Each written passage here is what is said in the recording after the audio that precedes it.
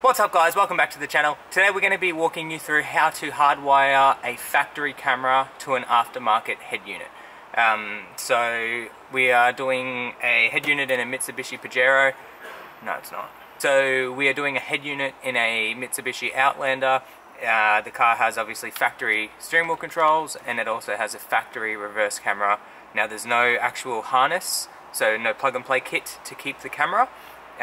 So we're going to need to hardwire that, and I figured I'll show you guys how to do that. Now there are some important parts you're going to need. Multimeter, one. Number two is a voltage reducer. Okay, so that's important. You need to make sure it's a factory camera on the car. Okay, if it's an aftermarket camera, it's just going to have an RCA, and you can pretty much just plug that into any aftermarket radio. And that brings us to the next part, the male RCA with bare ends on it. I can't get this to focus, whatever. Voltage reducer, multimeter, and wire. Okay, we need enough wire to get us from the front of the car to the back, because we're going to be doing a continuity test. And that's pretty much the main things. Obviously you're going to need solder, tape, all that, you know, little bits and pieces, but I guess we'll just jump right into it. Okay guys, here is the factory radio, and just pop that into reverse. As we see, we've got a camera image, hopefully that looks good. Most factory cameras are 6 volt. Here we have some plastic removal tools. Okay, so what we'll do is start disassembling the dash here. So I'm always a little bit weary of prying here on the dash, because sometimes there are soft spots up here, and you don't want obviously marks between these two panels, so a lot of those clips, as you see, will come from the bottom and then lift out from the top. It's going to expose 2 screws right here.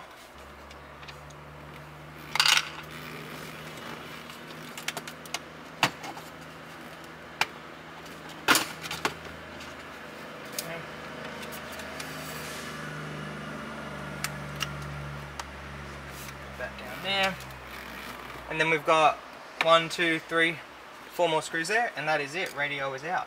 Okay, so we've got the radio ready to go. It's disassembled.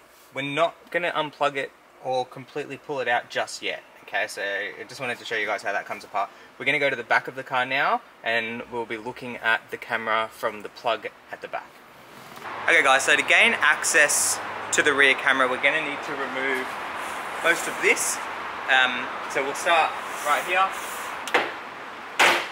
and you can almost use your hands, just be very careful. So we've already dropped that side out.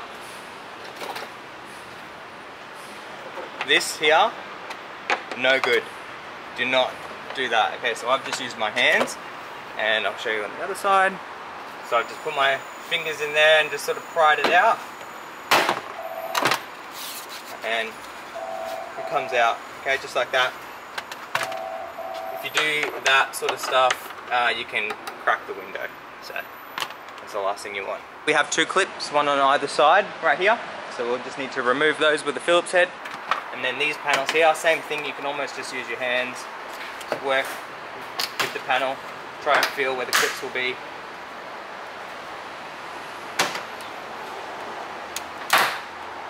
That's it. So on this panel, what we are looking for are little cutouts like that, and we're just going to pop them down and see if there's hidden screws behind it. Okay, nothing on that side. We can assume the same for the other side.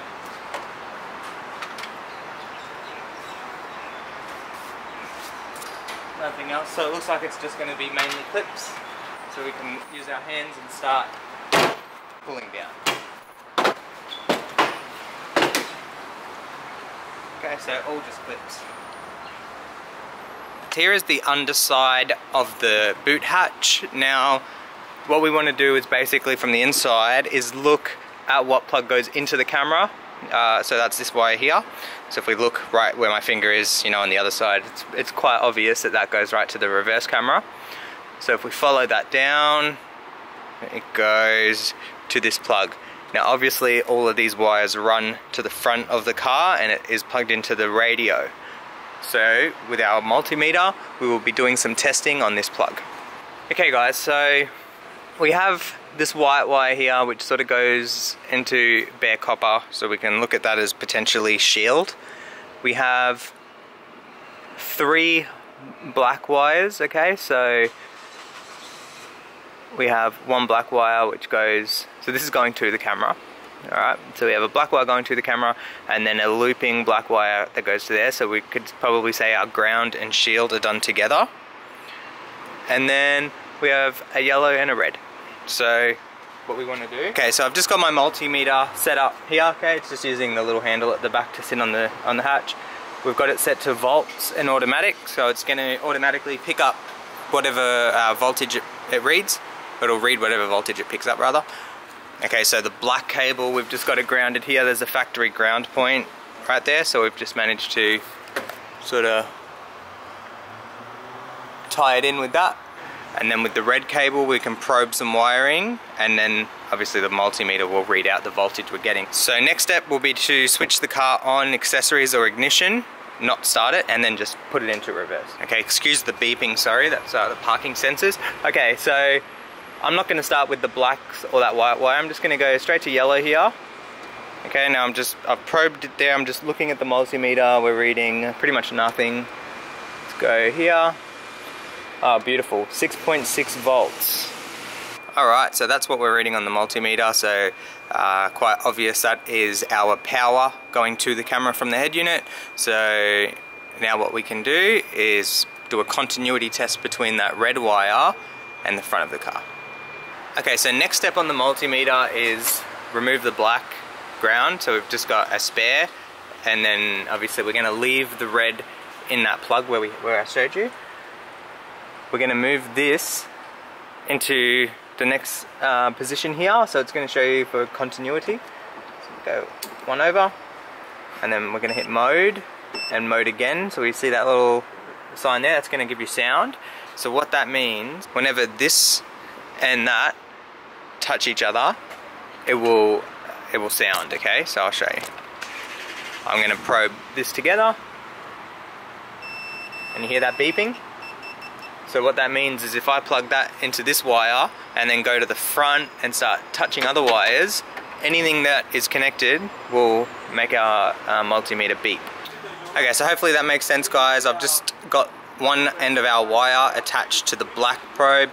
The red probe is in the same position at the red wire that we saw already, and basically we'll run the cable to the front of the car so we can probe some of those wires and see where we have continuity. So this wire, you can just basically run it straight through the guts of the car here. Just like that. Alright guys, now we can look at removing the radio and some of those connectors. Alright guys, so now we've got the radio out, we've got a bunch of plugs here, so basically what we need to do is look at which plug has the reverse camera in it. One of these is the main power harness, and we can see that by cross-checking it with this here. Okay, so that's a head unit installation kit. So it sort of leaves this big plug. Now, when we were looking at the camera plug at the back of the car, it was red, you know, where we probed it, it was a red wire, but on the other side of that, so going to the front, it was yellow. Okay, so we're looking for a yellow wire. We have one right here. So basically, with our other end of the wire, so the other end of this is connected to the multimeter, we can probe. Okay, so I can hear that. I'm not sure if you can hear that, but the multimeter is beeping. I hope you heard that. So what we know now is from the radio, from the factory radio, this wire goes to the power of the camera and it's getting sent 6 volts. Okay, so we need to make sure that this wire gets 6 volts. So you can either strip or chop. I like to just strip because if we ever want to revert back to factory radio, we can. This is our little voltage reducer. So basically how this thing works, and depending on what you buy, how yours works. This is the input wire, so it gets 12 volts, which will be reverse. We'll connect that to the reverse trigger, which will also be here. Alright, obviously it wants ground, and it will give out 6 volts, which is, looks like I'm pointing at ground. The brown wire there is going to give out 6 volts, okay? So we can... So you can do it this way, the way I'm doing it as you go, or you can write it down, whatever works best for yourself. Okay, so that's one sort of section done.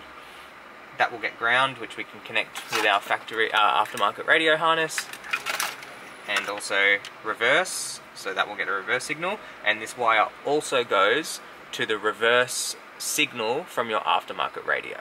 Okay. Okay guys, so we've got our test light grounded now. The car is in reverse gear, obviously not started. Okay, so when that lights up, you just quickly pop the car out of reverse. There we go. No power, back into reverse, power. So we know now second pin in is what? White with a black trace. Okay, 1, 2, 1, 2. Okay, so we know that. So this is going to be our reverse wire. That will get input for voltage reducer as well as input to aftermarket radio. Everything else is going to pretty much stay set up the same way that we had it. We're just going to remove that. Okay, so that red wire, obviously we now know is camera power, and what I meant before, see on the other side of the plug, the same pin gives us a yellow wire. Alright, so next up we have this yellow wire, which on the other side translates to blue, so we'll go and look at that. I'm going to say this will probably be video signal, video shield, and then our grounds together. Now in some cases you do have to do the shield and the ground together, so we can test that anyway. Alright guys, so same thing, another continuity test. We can assume it's all going to be in the same plug. We were looking for a blue wire. Alright, you probably can't hear that, but we have continuity. Green at the front of the car. Very important that we do our tests, because, you know, it was blue at the back of the car.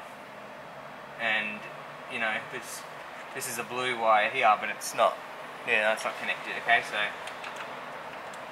here we have green. Now on RCA, you see something like this.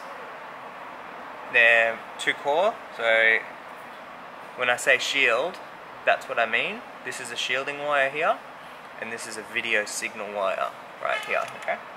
And now we've just got ground and shield to test. Okay, so we basically have one black wire going in, and then it just converts over to that side there. And we do have corresponding pins as well. Orange, that's odd. Okay, so what we'll do is get that one in there, so that's our black wire. Now we'll go back to the front and test for that. So now we are looking for our ground. Alright, you can hear that, continuity. So this is a blue wire. Now, what we're going to do is actually test the rest of the plug as well. Okay, so these 3 wires all have continuity with ground. We have orange, black, and light blue. So I'm going to go and check the shield wire now at the back of the car, and come and do one more test, and we will see what is what. Okay, so the last pin we need to probe is this one here, which is white, and it's actually grey on the other side. So we have continuity with all 3. So our shield and our ground are connected together. Alright guys, so let's just do a bit of a recap on what we've done.